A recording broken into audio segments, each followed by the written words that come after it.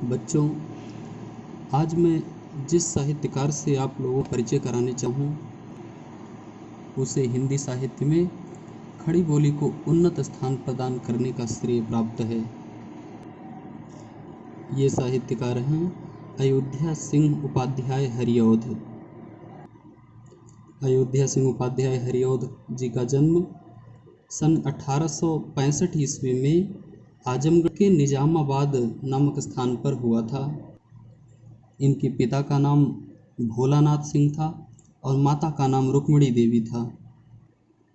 इनके पिता भोलानाथ जी ब्राह्मण थे, किंतु कालांतर में इन्होंने सिख धर्म को अपना लिया था।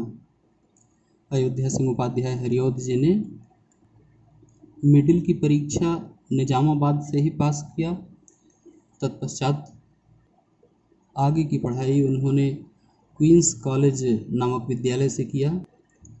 बाद में परिस्थितियां अनुकूल न होने के कारण इन्होंने फारसी, अंग्रेजी और संस्कृत इत्यादि का अध्ययन घर पर रह कर के ही किया। निजामाबाद के तहसीली स्कूल में इन्होंने अध्यापन कार्य भी किया और कानून गो के रूप में 20 वर्ष तक इन्होंने नौकरी भी किया। तत्पश्चात काशी हिंदू विश्वविद्यालय में इन्होंने अध्यापन कार्य अवध के रूप में किया। अयोध्या सिंह उपाध्याय हरिऔध जी ने नाटक, उपन्यास और काव्य ग्रंथ लिखे हैं। इनके काव्य ग्रंथों में प्रबंध और मुक्तक दोनों प्रकार के काव्य हुआ करते थे। इन्होंने ब्रजभाषा और खड़ी बोली का प्रयोग अपने काव्य में किया है। आइए अब हम हरिऔध जी के साहित्यिक परिचय पर दृष्टि डालते हैं। अयोध्या सिंह उपाध्याय हरिऔध जी एक ऐसे साहित्यकार रहे हैं जो कि भारतेंदु युग, द्विवेदी युग और छायावाद युग तीनों युगों में सक्रिय रहे हैं, किंतु मुख्य रूप से ये द्विवेदी युग के साहित्यकार माने जाते हैं। हरिऔध जी पहले ब्रजभाषा में लिखा करते थे, किंतु आचार्य महावीर प्रसाद द्विवेदी जी जो कि सरस्वती पत्रिका के संपादक रहे हैं, उन्होंने हरिऔध जी को खड़ी बोली में लिखने का सुझाव दिया। वैसे अयोध्या सिंह उपाध्याय हरिऔध जी का जो प्रथम काव्य था वो था कबीर कुंडल। उसका नाम था कबीर कुंडल, जो कि 1899 ईस्वी में प्रकाशित हुआ था। वैसे हरिऔध जी ने नाटक भी लिखा है।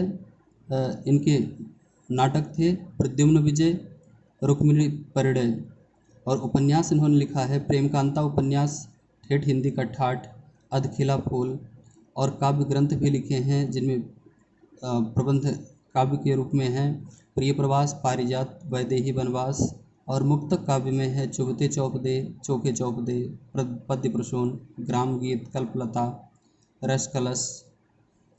तो ये इन सभी रचनाओं के अतिरिक्त और भी इनकी छिटपुट रचनाएं रहीं, किंतु ये रचनाएं इनकी अधिक महत्वपूर्ण रहीं। अयोध्या सिंह उपाध्याय हरिऔध का प्रिय प्रवास सन 1914 ईस्वी में प्रकाशित हुआ था। 1914 ईस्वी में हुआ था। खड़ी बोली का प्रथम महाकाव्य माना जाता है। खड़ी बोली का प्रथम महाकाव्य, खड़ी बोली का प्रथम महाकाव्य माना जाता है, जो कि हिंदी साहित्य के उत्कर्ष में मील का पत्थर साबित हुआ है।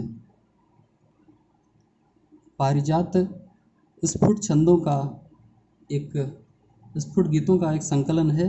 स्फुट अर्थात छोटे छोटे गीतों का, स्फुट गीतों का एक संकलन है।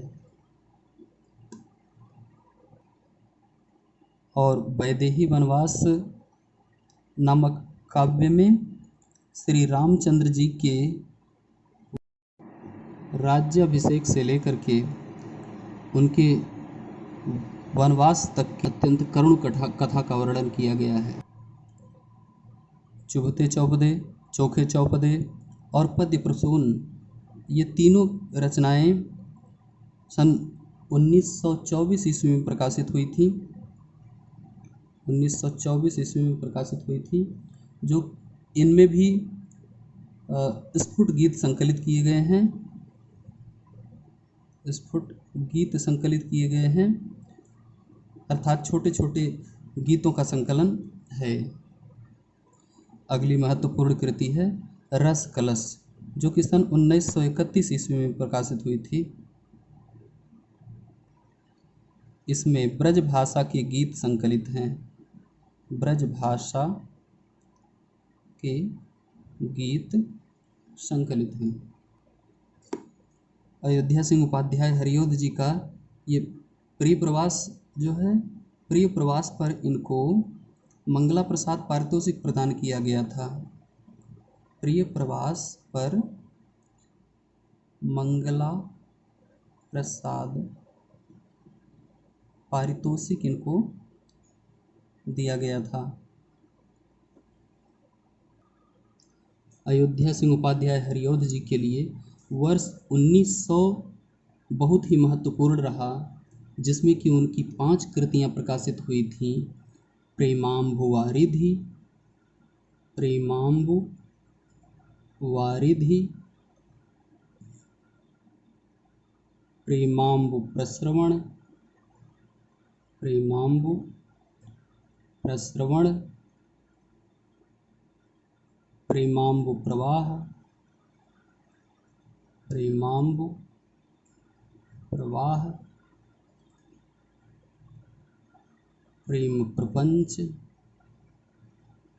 और श्री कृष्ण शतक, श्री कृष्ण शतक। वर्ष 1900 की बात करें तो हम ध्यान इस बात पर भी जाता है कि हिंदी साहित्य के एक बहुत प्रतिष्ठित कवि जो सुमित्रानंदन पंत जी थे, उनका जन्म भी वर्ष 1900 ईस्वी में हुआ था। तो वर्ष 1947 ईस्वी में हिंदी साहित्य का यह तीव्रता से प्रकाशित होने वाला